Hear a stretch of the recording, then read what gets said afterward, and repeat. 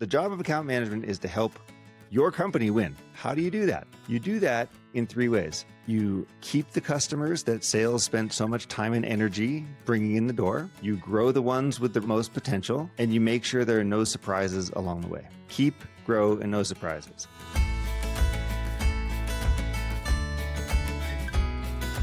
Welcome back to the Thoughts on Selling podcast.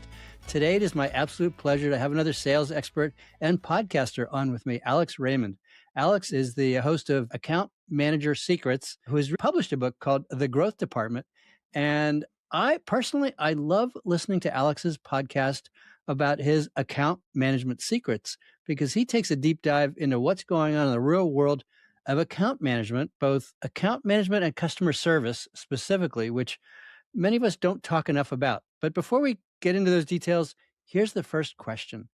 Who is Alex Raymond? There's a Alex Raymond. You ever read the comic when you were a kid, Lee, Flash Gordon? I did, and I found Flash as the first item on Amazon and figured I need to keep going deeper. Indeed, yes. So Alex Raymond was the guy who created the Flash Gordon cartoons, which are really awesome. I was not named after him. I just happened to share the same name and was born, full many, many years later. So I am someone who has spent the last decade of my life trying to understand how companies can grow more and faster and better through their existing customers. So this is broadly termed account management. It can also be called customer success. It is the post-sales function. I tripped into this area. I was building software back about 10 years ago. We decided to pivot into the account management space. Turned out that I had a lot to learn because I didn't really know anything about it, and spent basically a decade becoming very, very knowledgeable about what's going on here. And I'll tell you the thing that I think is most interesting and relevant for you and for your listeners, Lee,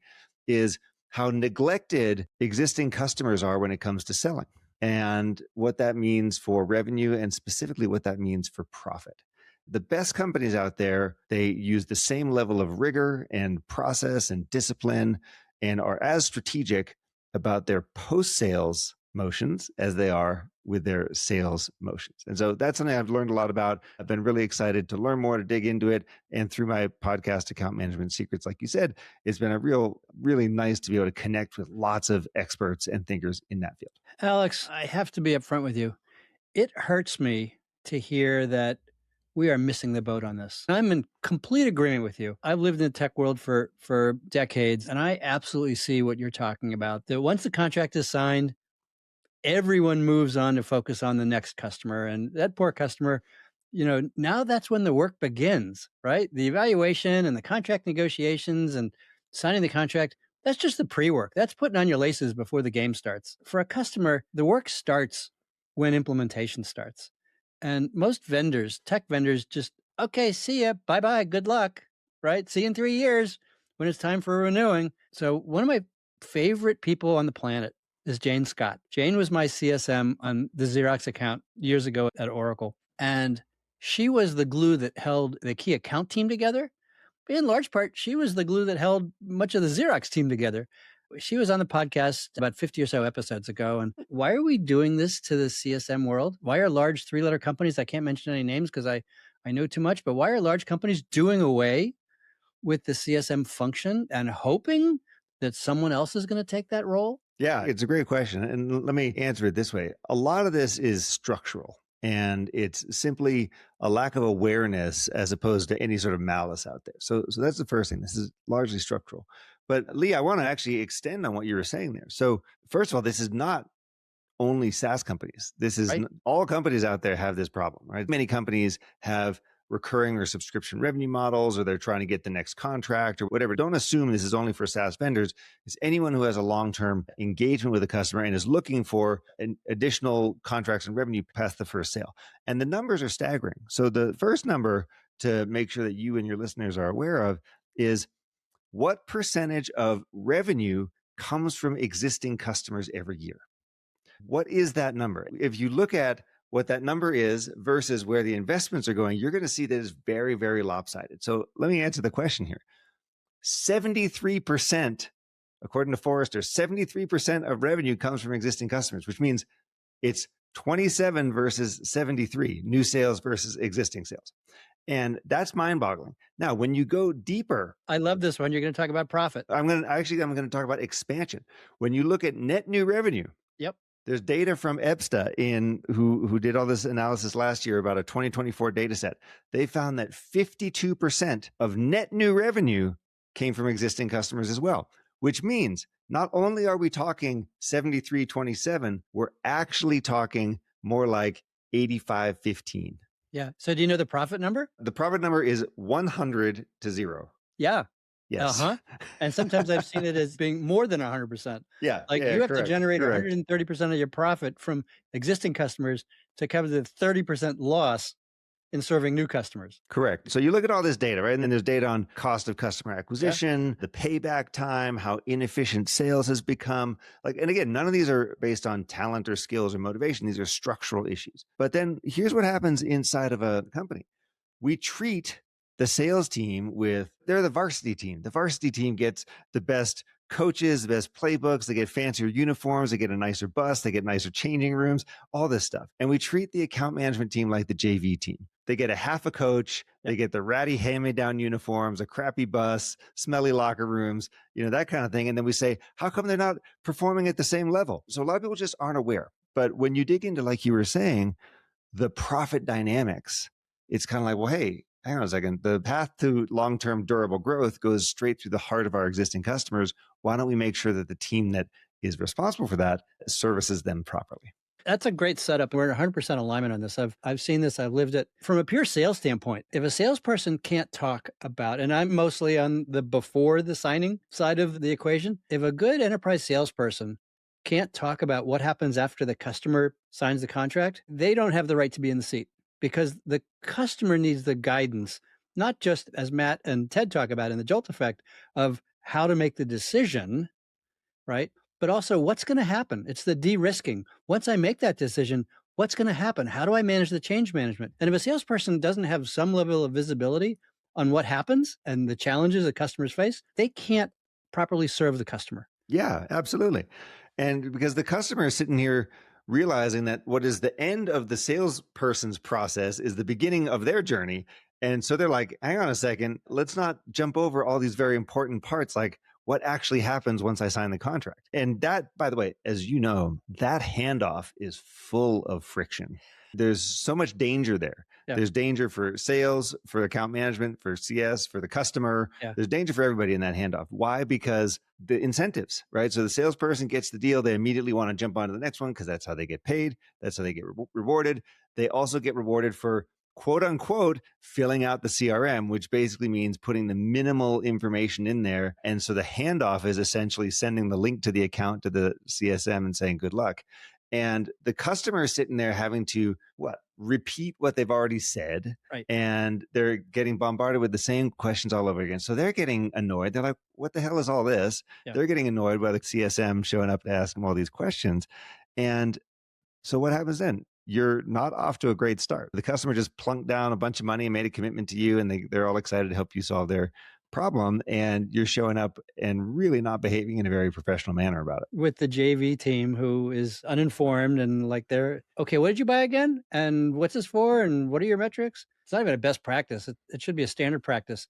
The CSM this is minimum professional standards. Yeah. Minimum viable standards. The CSM should be part of the pre-contract conversation so that they understand metrics and change management requirements and the influence map and what's driving the acquisition and all that, so that there can be that smooth transition from pre-sale to post-sale. 100%. Alex, are there industries that do this well? There are industries where people spend a lot of time and energy thinking about this stuff. And those are the ones that are typically project-based services.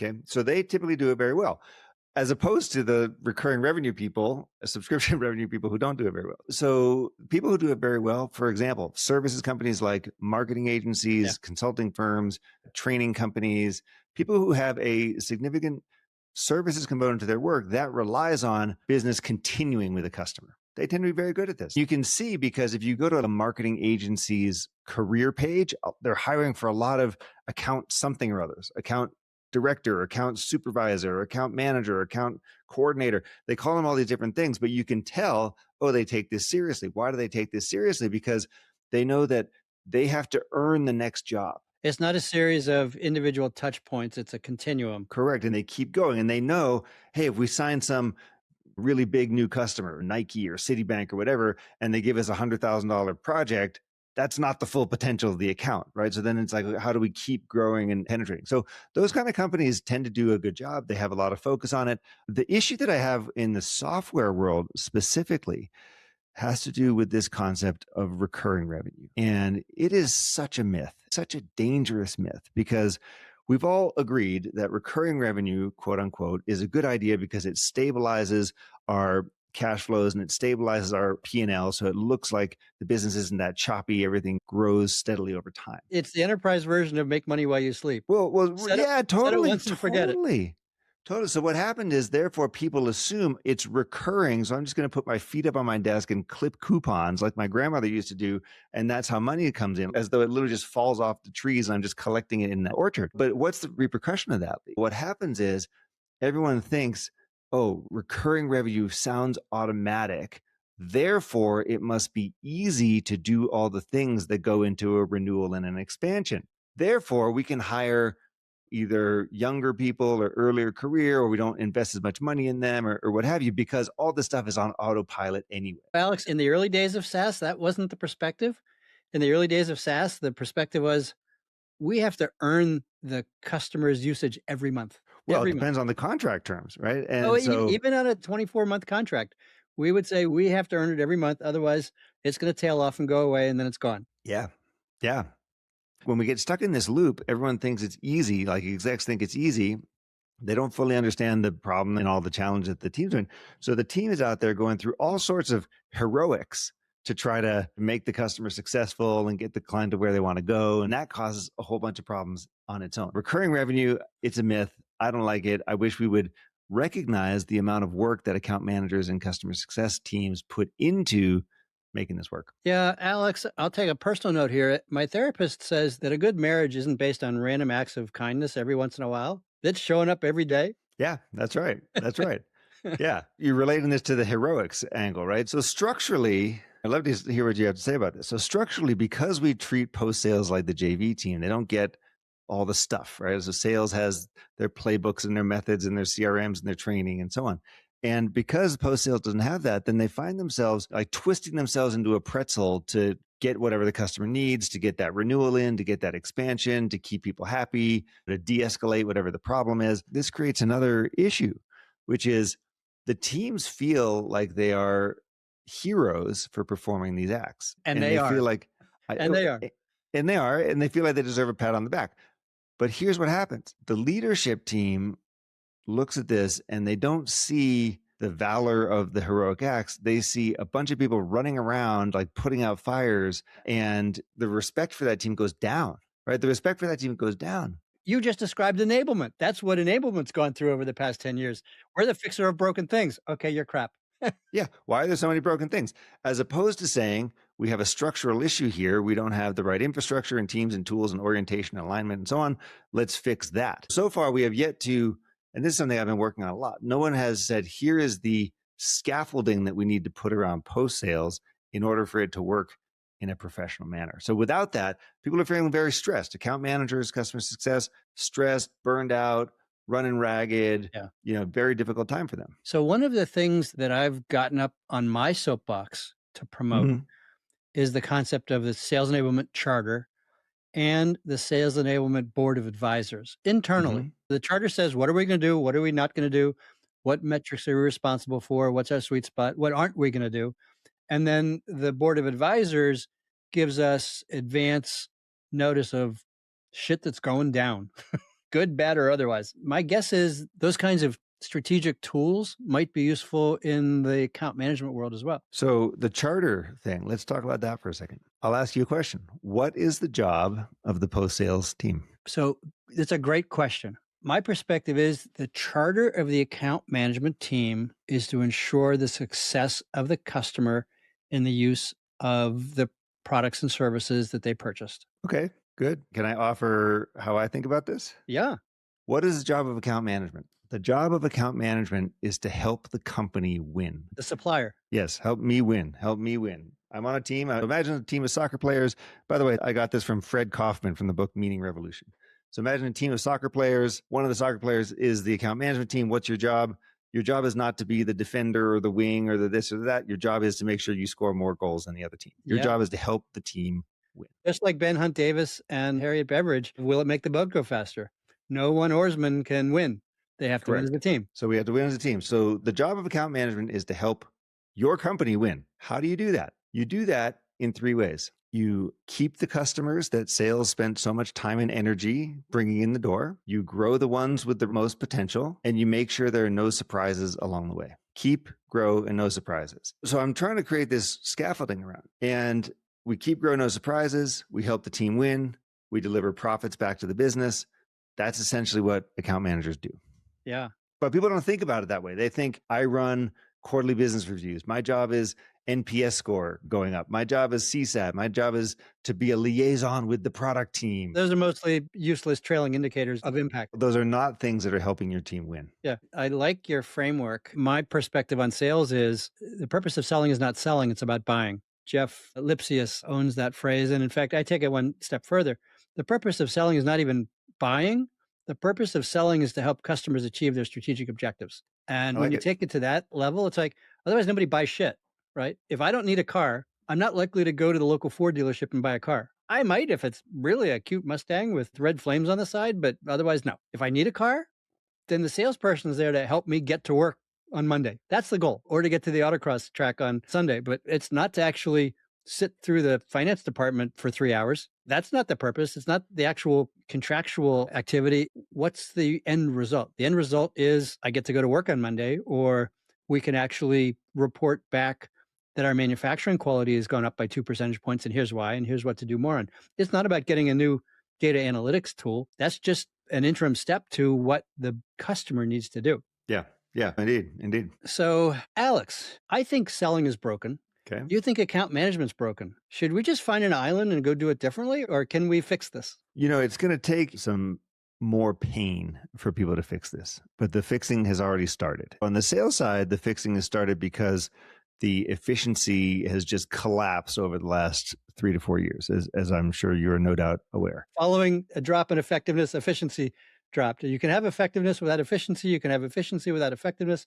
If you don't have either, you're stuck. So sales is in a tough place. There's just been so much activity. Win rates are down. Deal cycles take longer. Initial contracts are smaller. You have to talk to more people. Marketing is less effective. We know all that stuff. Yeah, well, Gartner said that 20 years ago. So some things haven't changed. It certainly has not gotten any better. Yeah. On the post-sale side, you have teams running around without clarity about what they're doing, with no clear North Star, even worse, with no leader inside of the company. So if you ask a random CEO who you trip over in the hallway, you say, who owns post-sales revenue for your company? No leader and no champion. Yeah. They're going to be like, I don't know, like him, her, I'm not sure who the person is. And that's a terrible place to be, right? Terrible place to be. So I think that we can fix it. I think the pain is getting acute enough. And here's what happens.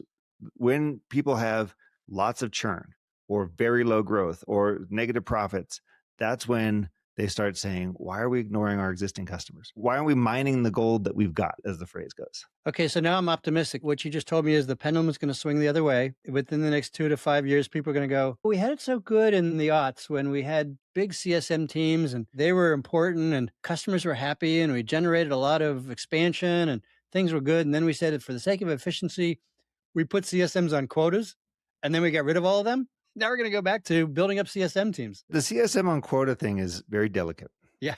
And so let me explain what I think about that. A lot of people get into post-sales, specifically customer success, because they don't want to be in sales. And they say things like, I want to be oriented toward my customer. I want to help my customer meet their goals. And they tend to be very open, conscientious, creative people. And they just like, you know what? I just don't like the transactional nature of sales. And they're the hardest workers. They're the most customer-centric people you will ever meet.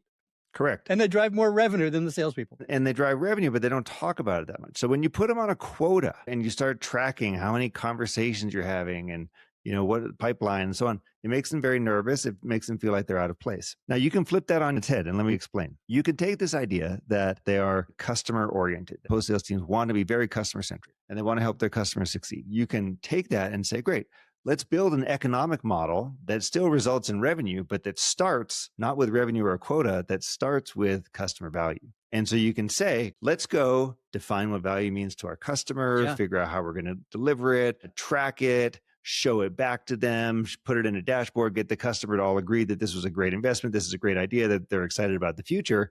And guess what the result of all that is? Revenue. Yeah, I'm going to push back just a bit, Alex. I've seen that value realization work tried in many, many organizations, and it's really tough to get it right. When you do get it right, oh my gosh, it means that you are a true trusted advisor to the customer, and they are sharing all of their intimate metrics, good, bad, and ugly. That represents the depth of relationship as much as anything else. Actually, the main thing that you need to do there is control the process as the CSM. What I mean by that is don't be vague about what value means to them, right? Be precise and figure out what are the 3 things they actually care about, or even better, what's the one number? Track it, report on it, pop it into your dashboard, remind them at every single meeting because they're going to forget, because they're busy, because they have a lot of things going on. And use that as a way of focusing your proof. There's some really interesting data on this. Do you know Greg Danes? Greg Danes is someone I consider like the grand master of churn data and why it is that customers stay versus leave. He has analyzed like a gajillion data points. He has all this experience around why customers stay or leave. And he shared with me on the Account Management Secrets podcast, he shared with me, what does that mean? How do we decide? How does the customer decide if they're going to stay or they're going to go? And the answer is, surprise, surprise, you have to show that they're getting closer to their outcome. They're getting some kind of value. Okay, fine. That's a very bland, basic sort of level 1 statement. So there's a level of intimacy required to be able to do that. But look, if the customer had a real problem to begin with, then they're going to talk about this stuff. If it was a pure, like, nice to have, then they're not. So that's a pretty interesting indicator for you. But here's the thing. And a good salesperson will know that. A good salesperson will know this isn't data analytics for the sake of having another cool tool, which happens a lot. We actually have a manufacturing problem on second shift when we don't know how to identify that. Let's assume that this customer is a good fit customer who is committed to solving the problem. Now, we can then track. We can say, hey, we're helping you to reduce time to whatever, reduce time or save money or increase revenue, whatever the thing is that we're doing. And the amazing thing is you want to be tracking this stuff and then showing them all the time. It's messaging and marketing as much as anything else. 2 things are going to happen. Number 1, your data may not be pointing in the right direction, right? It might be going down. You're like, oh shit, what do I do now? By the way, the answer there is still show the customer. Customers that get negative value or have things going down still stay twice as long as customers where you don't report this back. And the other thing is what's the minimum threshold to get a customer excited about a renewal with you? So what's the minimum threshold? And you would think, oh man, I have to show some big ROI number. I've got to show a huge amount of value. The answer, and again, this is according to Greg Danes' data, the answer is basically like $1. $1. You have to show about $1 worth of improvement. And here's why. Because when you show that they got $1 of improvement, they can imagine in their heads, oh, now I see the path to 1,000 and 10,000 and a million or whatever. They can then see, all right, I'm justified in making this decision. I want to continue to work with these people and so on. All this means, to go back to the value thing, you have to be very precise. And this is where a lot of people are failing because they're letting themselves and the customer off the hook. They're willing to accept abstract, vague statements as opposed to really saying, what are we measuring here? This is a fabulous conversation, Alex, because it's forcing me to think further about how I prescribe discovery. In the traditional sense, discovery either comes just before or just after the demo, and then discovery is used to shape the contract, right? Yeah, oh, you need 150 seats, or it's 6 terabytes, or whatever. And that's not good discovery. That's the Spanish Inquisition. Good discovery is co-creation, where the supplier and the customer sit together and explore possibilities, different ways of doing things, with the concept of the customer's strategic business objectives in mind. Now, by the way, customers don't always know what is possible. I was involved in a conversation with a $20 billion semiconductor company who wanted to move some archives from on-prem to the cloud. And I said, well, that's great. When you do that, you're still going to spend $600,000 or $1 million every year to store that stuff. So that's a wash. It's easier, but it's still a wash. And when you do that, you can also blend in some other data. And now you can start identifying ways of reducing customer support costs. And it might be worth $500 million to your bottom line. That got their attention. That wasn't on their radar. They were just looking to make life easier for themselves. And we came up with a home run. Discovery is first important step in the sales process where the customer's strategic objectives either are mapped out or changed and then mapped out. And that has to flow through the entire selling process. And now that we've had this conversation, through the account management, customer success process, right? It can't just stop at, okay, here are your new metrics, good luck. But now we're going to help monitor and manage and course correct if necessary. Yeah, absolutely. 100%. And I want to share that I wrote a book recently. It's called The Growth Department. In The Growth Department, I talk about a couple of things that are related to what you were just saying, Lee. The first has to do with how well do we really understand the problem that the customer is trying to solve? And when it comes to expansion, which is a big deal for post-sales, big deal for account management, the best way to drive expansion is to ladder up and go solve a bigger problem. Yep. Go solve somebody else's bigger problem. Go upstream. If we're just the people who build websites, then you're down here. If you're the people who drive some kind of engagement outcome, you're up here. If you're responsible for the whole strategy, you're up here, just as for example. So the first one is solve bigger problems. And that links back to discovery, because in discovery, we want to be making sure that we're hitting the appropriate level, finding the scope of the challenge or the business need that we're solving. So solve bigger problems is point number one. Point number two that I want to share is what I call relentless curiosity. And so how does this relate to discovery? Right now, our customers are inured to our discovery, right? Like they know it's coming. Yeah.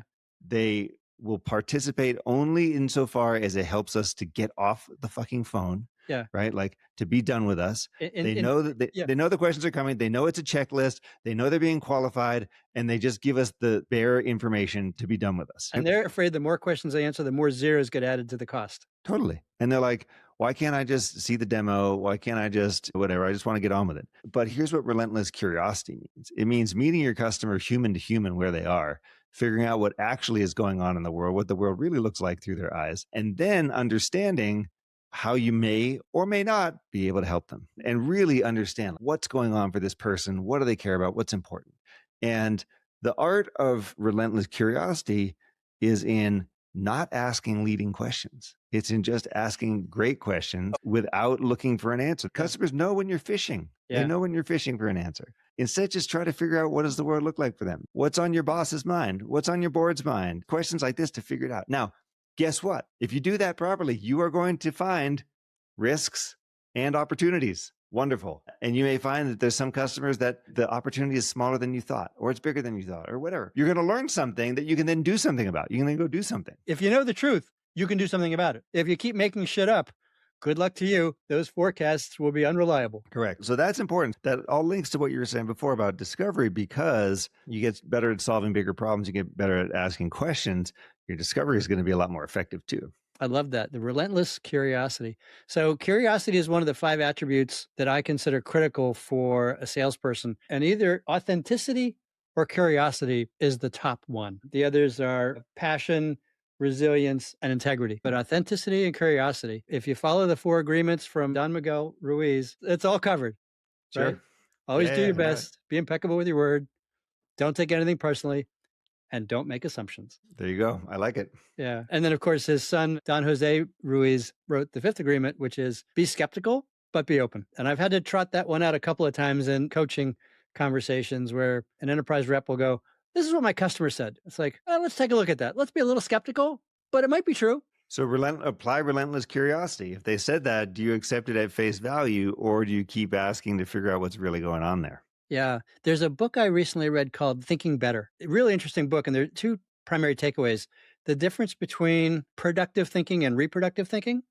Reproductive thinking is the Kaizen method of 1% improvement each timestamp. Productive thinking is, we don't care how we did it before. Let's look at this from scratch, and we may come up with something totally different. The second primary thing I took away from the book, and I'll put a link to your book in the notes along with the other books we've mentioned, is stay in the question. Now, these are my words. Keep peeling back the layers of the onion. Don't take that next statement for granted. Relentless curiosity. Keep asking. Stay in the question. I like that. That's well phrased. Yeah. It's the 4-year-old saying, why? Give him the answer. Why? Give him the answer. Why? And eventually you're going to get to a root cause. Where does this leave us, Alex? Are we hopeful? for the future of B2B interactions? We are hopeful. It doesn't mean that there isn't some change ahead and potentially some pain ahead, but I am hopeful. I'm hopeful because companies, boards, investors, CEOs are waking up to the fact that they're sitting on these pots of gold. And by the way, that this is a solvable problem, meaning you just spend a little bit more time, energy, and money on making sure the team is equipped and resourced, and you're going to get much better results. And so that is happening. The awareness is there. The number one thing that's driving that is much more increased understanding of how revenue retention drives company valuations. So there's data points that show that every 1 point of net revenue retention increase drives something like a 13 to 16% valuation increase in 5 years. And so what that means is all of a sudden the CEO, CFO types are like, hang on, so you're telling me that I can massively increase the value of my business without hiring tons of new salespeople. All we have to do is get a little bit better at how we service existing customers. Let's go do that. That's a big change for people. Yeah. So Alex, here you go. Here's how to publicize it. Come up with a list of the top 5 questions to evaluate a company's revenues and fax that out to Wall Street. Sure. They know. And by the way, Wall Street knows, the companies that have better retention, they're going to have better valuations. They're going to have high valuations. Yeah. And so the challenge that you have and that I have, and this is why I'm writing my book called Together We Win, which will be out later this summer, is that the technology world, again, this is where I've lived, but I've looked in some other areas as well. The technology world is driven by religion, not by pragmatic thinking. And the religion is our shit's better than everyone else's. And until you get it, screw you. They say that to salespeople. Salespeople say that to customers. And guess what? Customers know better now. They know better. And the high priests who are the engineers and the company founders have to learn that our stuff is pretty good. Their stuff is pretty good. It takes a focus on outcomes as opposed to the features of the widget to actually cause change. That's the flag that I'm carrying in the battle. Yeah, agree. So yes, I am also hopeful. On that note, I want to thank you for a fabulous conversation. Where can people find you? Yeah, thanks for having me, Lee. Really appreciate it. I'm very easy to find on LinkedIn. All the work is happening in a company called AMplify, and the website's AMplifyAM.com. AMplifyAM.com is where we've got the method, the system, the books, learning community, a whole bunch of stuff there. And that is the place to begin the post-sale journey. Who is the ideal person to reach out to you? Is it the CFO? Is it the CEO? Is it the head of sales? We did not get into this, but if it's a real CRO, then the answer is the real CRO. And you might say, what do you mean real CRO? And what I mean is the CRO who owns 100% of revenue, not just the 27% of net new revenue. That's awesome. We'll put those links in the show notes. And please, if you want your company to be more successful financially and you want your customers to be more successful, you need to reach out to Alex today. Thanks for a great conversation. Awesome. Thank you, Lee. Yeah, appreciate it. Thanks, Alex.